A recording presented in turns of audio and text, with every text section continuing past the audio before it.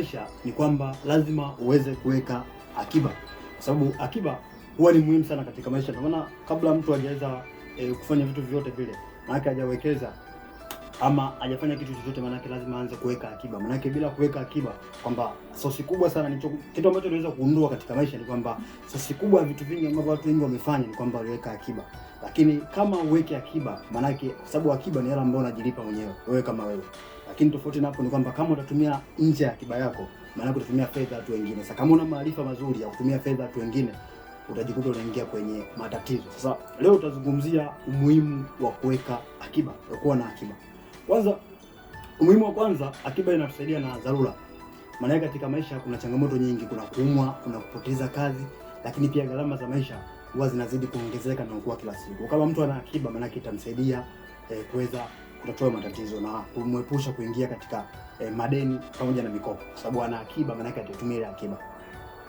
Lakini pia akiba huwa inatusaidia kutujengea nidhamu.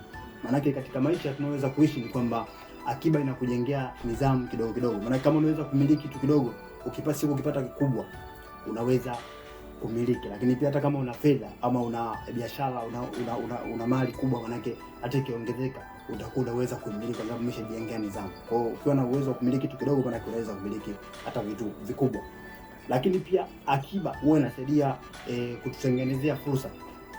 Maana akiba itakusaidia kuanza. Sasa kama unataka kuanza biashara, unataka kuanza uwekezaji, akiba itakusaidia.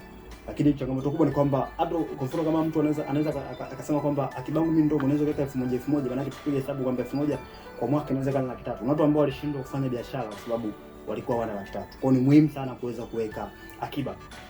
Lakini pia kitu kingine ni kwamba akiba inatupa amani. Maana kama tulivyoweza kugundua kwamba changamoto kubwa, matatizo mengi, stress nyingi huwa zinatokana na fedha. Kwa hiyo kama mtu atashindwa kuweza kuwa na akiba, maana tayari atakosa utulivu na amani. Kwa mwisho wa siku anaingia sio tu kukosa amani, maana ukishakosa amani utaingia kwenye matatizo ya kiafya. Utaingia kwenye vidonda vya tumbo, utaingia kwenye stress, maana mwisho wa siku unaingia kwenye matatizo kwa sababu kuweka akiba.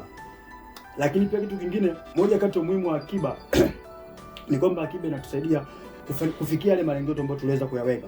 Kwamba kila mtu katika maisha ni kwamba ana malengo yake. Mwingine ana malengo kununua kiwanja, mwingine ana malengo ya kujenga, mwingine ana malengo ya kufanya biashara. Kwa mwisho wa siku kama aliweka akiba, maana kile akiba itamsaidia kuweza kufanikisha yale malengo yake. Kwa hiyo ni moja kati ya umuhimu mkubwa sana wa kuweka akiba. Lakini pia cha mwisho ni kwamba akiba huwa inatuepusha na madeni. Leo hii ukipata changamoto yoyote, kwa sababu dharura huaga hazipigi hodi. Sasa ukipata changamoto ni kwamba unaitatua vipi? Na ndio maana changamoto kubwa watu wengi ni kwamba wanaingia katika madeni na mikopo ambayo hawakuitarajia, na madeni mabaya.